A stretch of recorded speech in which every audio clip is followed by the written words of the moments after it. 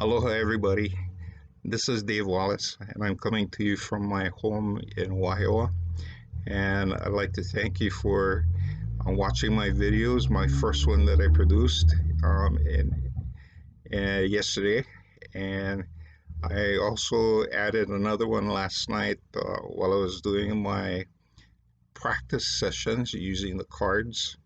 And so I have two different videos and an introduction video that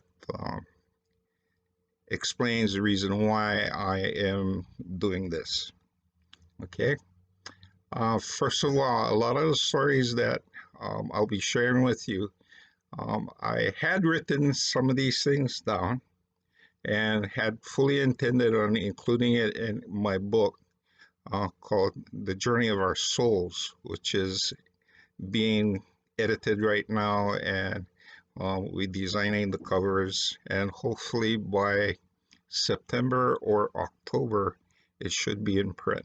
So I'll watch this space for the release of my book, The Journey of Our Souls.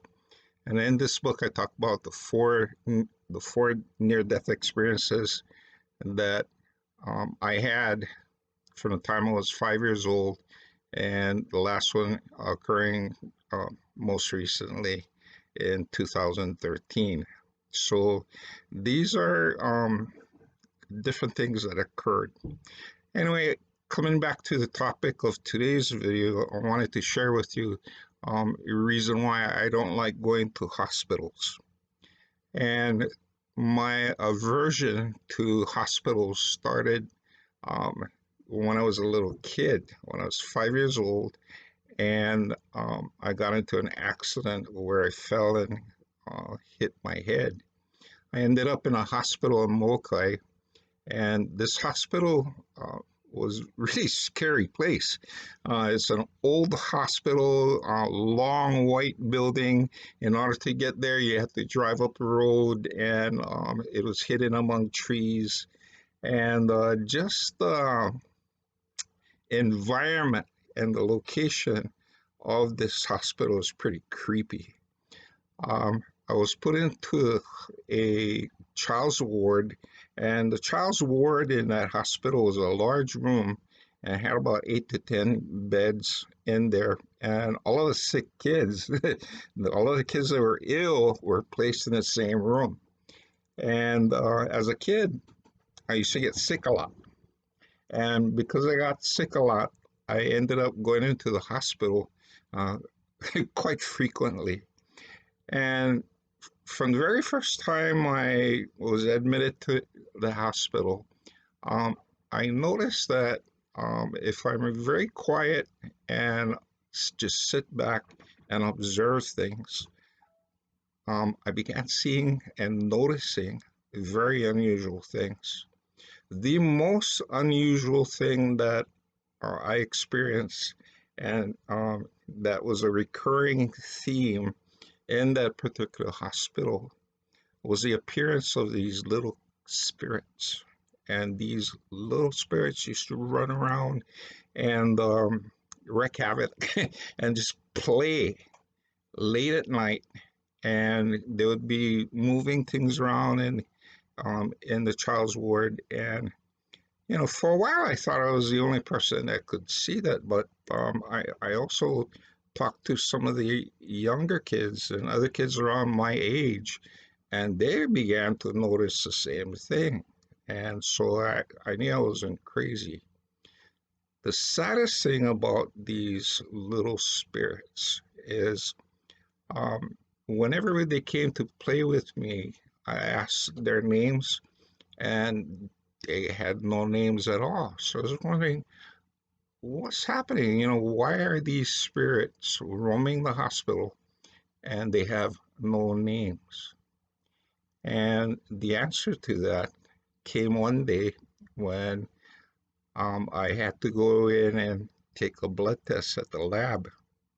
And the old lab um, that was run by one of our family friends, when I entered the lab, I looked off to the right and I saw these jars. these brown jars that were pretty large, and in each one of these jars were human fetuses. And I realized that these little spirits with no names belonged to these little fetuses. And once I realized that, I had a new compassion for these spirits. Okay. Later on, those spirits weren't that bad. In fact, when I got sick every time I went back to the hospital, they'd come and play with me and keep me up all night. And I end up almost like a vampire, up all night and sleeping during the day. And so that was happening there. I talk about that experience in my book, Journey of the Souls. A very interesting thing happened to me a couple of years after my initial accident. Is that I was in a hospital and fighting the flu, intestinal flu, and while I was recovering, one of my friends who lived across the hospital got into an accident. Um, the family was raking up leaves and rubbish on their homestead, and he was playing around with the fire, and he decided to toss some gasoline into the fire. Well, the fire followed the gas right back to him, and there was an explosion, and he caught on fire. And so he was covered with second and third degree burns all over his body, and some of it was really bad. And so he was admitted into the hospital at the same time I was there. Now, as a kid and stuff, you only think about burn, like touch the stove and you get singed, and you only think about that level of pain. But I never realized how dangerous his situation was until later that night, on his day in the hospital. Later that night, um, I witnessed something that had occurred earlier in one of my previous stays. But for him, there was this late at night, there was this movement in the ceiling. And as I looked up into the ceiling, I could see the ceiling kind of like buckling and acting more like a wave and like a bowl of jello.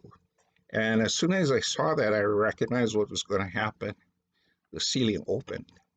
And when the ceiling opened, you could see into the stars and night sky, and angels began to come down.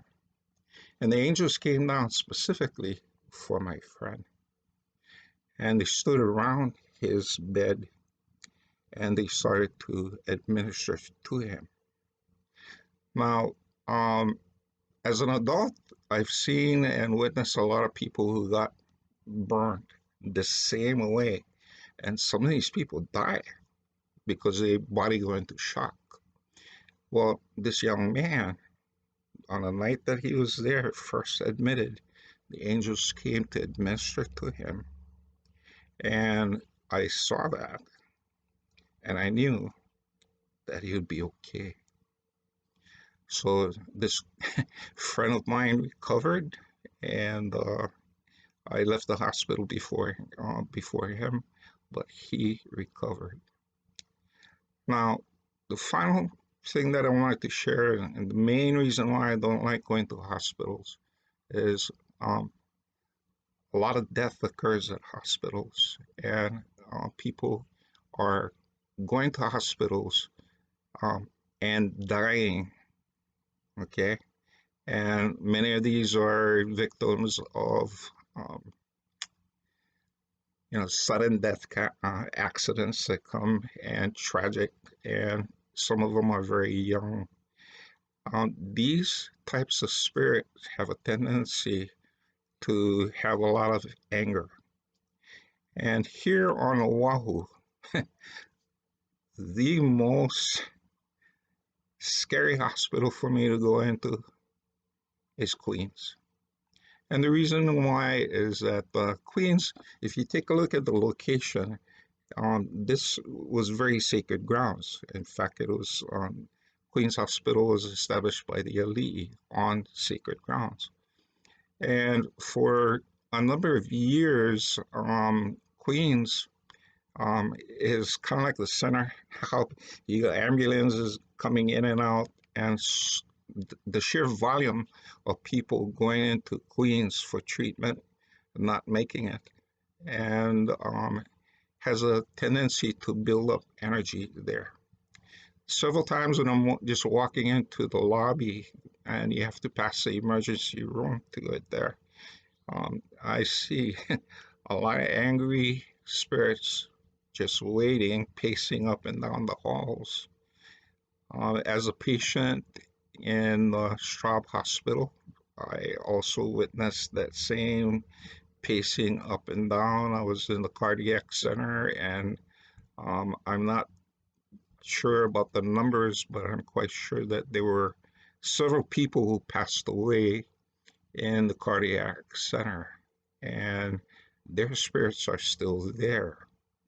There's still some of them are angry, many of them are confused, and because they know I can see them and sense them, they bug me, and they come and try and tell me their story.